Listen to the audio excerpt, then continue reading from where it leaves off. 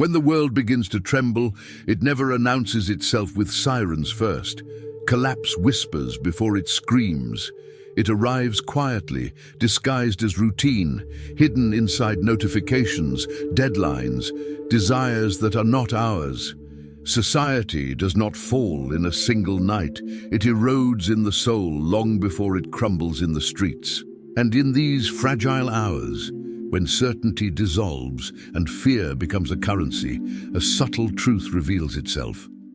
The most dangerous threats are rarely monsters with weapons, but humans shaped by emptiness, hunger for control, and the illusion that survival means domination. When systems fail, masks fall, and who we have become is finally exposed. We were taught to fear chaos as if it were an external enemy, but the real danger is internal, cultivated slowly by a culture that worships speed, excess, and image. In a world addicted to accumulation, collapse does not create new personalities. It amplifies existing fractures. Anxiety becomes aggression. Insecurity turns into manipulation. The desperate need to matter transforms into the need to dominate. We are surrounded not by villains born overnight, but by people trained for years to confuse value with power, worth with possession, identity with status. When the lights go out, these distortions step forward, convinced that the absence of rules is permission to reveal their true nature. The first shadow that emerges in collapsing societies is the predator of fear. This is not someone strong, but someone terrified of their own insignificance. They feed on panic, inflate rumors, exaggerate threats, because fear gives them relevance. They speak loudly when others are silent. They claim certainty when no one has answers. You can spot them not by their strength, but by their urgency to be followed. They do not seek solutions, they seek believers. In their presence, anxiety multiplies. They do not calm the storm, they ride it, intoxicated by the feeling of being needed. Fear is their currency, and instability is their throne. Close behind comes the hoarder of control, the one who mistakes possession for safety. In a collapsing world, they cling obsessively to resources, information, influence, as if scarcity were a personal competition. They see cooperation as weakness and sharing as loss. Their language is transactional, their morality conditional. You will recognize them by how quickly they separate us from them, by how often they justify cruelty as realism. They believe survival is a zero-sum game, unaware that isolation is the slowest form of death. They accumulate objects and power, but inside there is no shelter, only fear wrapped in logic. Then there is the opportunist of chaos, the one who sees collapse not as tragedy, but as a ladder. These are the ones who adapt too fast, not out of wisdom, but out of emptiness. They change values as easily as clothes, wearing whatever belief grants them advantage. Yesterday they preached unity. Today they profit from division. Their smiles are polished, their empathy rehearsed. You spot them by the absence of stillness in their eyes. Nothing grounds them because nothing truly matters to them beyond self-advancement. In times of collapse, they thrive briefly but leave nothing behind but erosion. Like locusts mistaking consumption for purpose. There is also the enforcer of order without conscience, the one who fears ambiguity more than injustice. When systems fail, they rush to replace complexity with rigid rules, believing control equals safety. They worship structure even when it crushes humanity.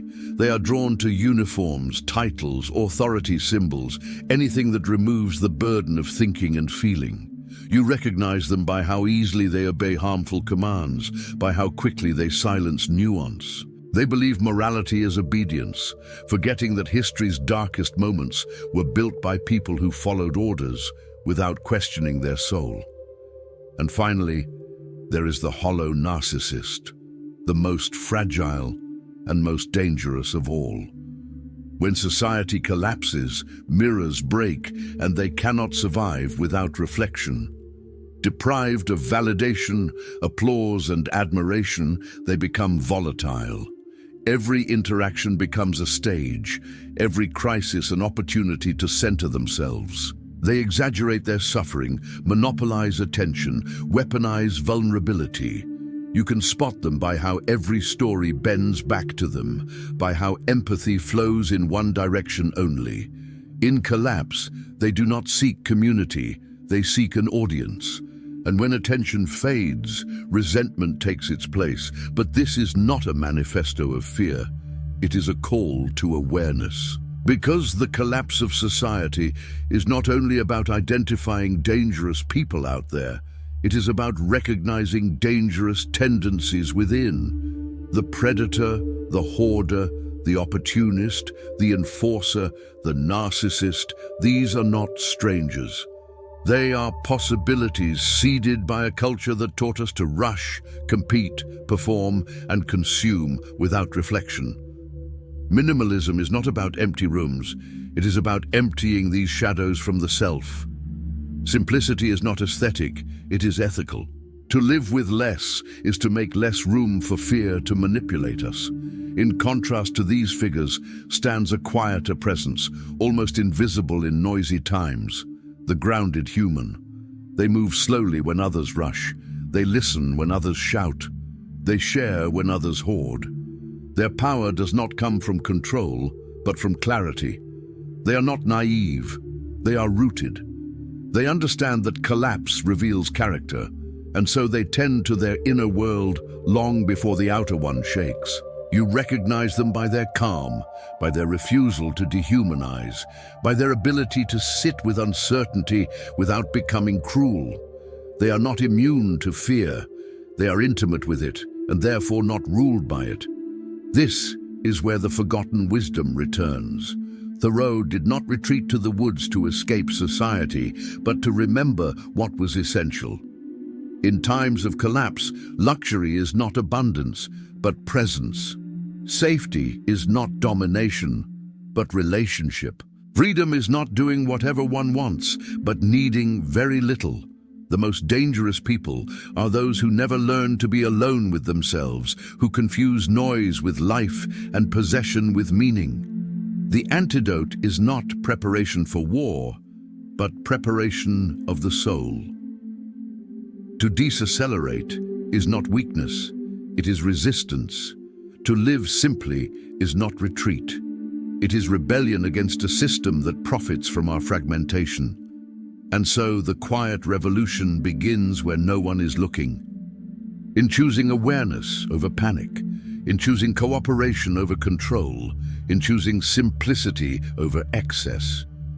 When society collapses, the world does not need more heroes intoxicated by power. It needs humans anchored in conscience. The future will not be saved by those who dominate the ruins, but by those who refuse to become ruins themselves. The most dangerous people are born from emptiness. The most transformative ones are born from presence. And in the end, collapse does not ask who is strongest, richest, or loudest. It asks who remembered how to be human when everything else fell away.